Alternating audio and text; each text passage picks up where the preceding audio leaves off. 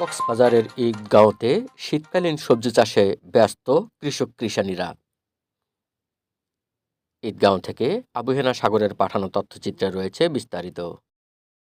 ঋতুবৈচিত্র্য এখন দিন শেষে সন্ধ্যালগ্নে ও রাতের শেষে ভোরে কুয়াশা জানান দিচ্ছে শীতের আগমন বার্তা। এ বার্তার সাথে কক্সবাজারের ঈদগাঁও মাঠ জুড়ে এখন শীতকালীন সবজি চাষাবাদে মাঠে নেমেছে নারী পুরুষ সহ কৃষকরা। ক্ষেতগুলো এখন কৃষকের পদভারে মুখরিত হয়ে উঠেছে। পূবালি বাতাস, শিশির ভেজা কাক ডাকা ভোরে ঘুম থেকে উঠে কৃষকেরা জমিতে সিম, গোল আলু, মিষ্টি আলু সহ বিভিন্ন ধরনের শাকসবজি চাষে সময় পার করছেন। ফসলের মাঠ জুড়ে এখন শোভা পাচ্ছে ফুলকপি, বাঁধাকপি, লাউ, সিম সহ শীতকালীন নানা জাতের শাকসবজি। কাক ডাকা ভোরে কোদাল, নিড়ানি, বালতি, স্প্রে মেশিন ইত্যাদি নিয়ে বেরিয়ে পড়ে নারী পুরুষ সহ স্থানীয় কৃষকরা। খেতে নেমে পড়েন সবজি পরিচর্যায়। কেউ বা বিকেলে মাঠে চারার গোড়ায় পানি ঢালছে, কেউ বা দাঁড়িয়ে কোদাল চালাচ্ছেন, অনেকেই গাছের গোড়ালির পাশ দিয়ে ঘোরাচ্ছেন নিড়ানি।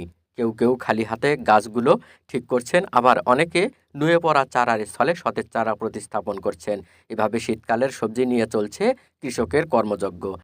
ওনার নাম কি? আনাফিদ আহমদ। মানে সমস্ত দিন করেন খেতি প্রায় ঘুরিতে প্রায় 30-31 বছর।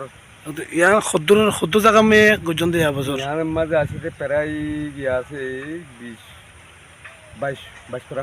মাস করা এবছর কি দিয়ান? এবছর দিয়ে মানে কপি, বাঁধাকপি, ফুলকপি, মরিচ, টমেটো, বাইগন কি প্রত্যেক বছর দিন সালাদ প্রত্যেক বছর দিন দিন কি ঘরের করে আপনার কি বেশি পারেন? বেশি পারি।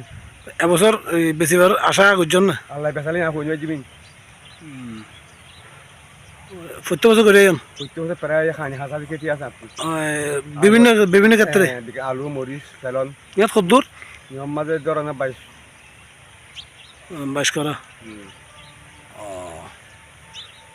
এবছর মানে বেশি বেশি আরো লাভবান কতটুকু আশাবাদী? আল্লাহ যদি দিয়া থাকিলে প্রায় ধরুন 10-15-20 আশা করা যায়। হাজার। শেখ নাসির, নিউজ ডেস্ক, সারা বাংলা সংবাদ, ঢাকা।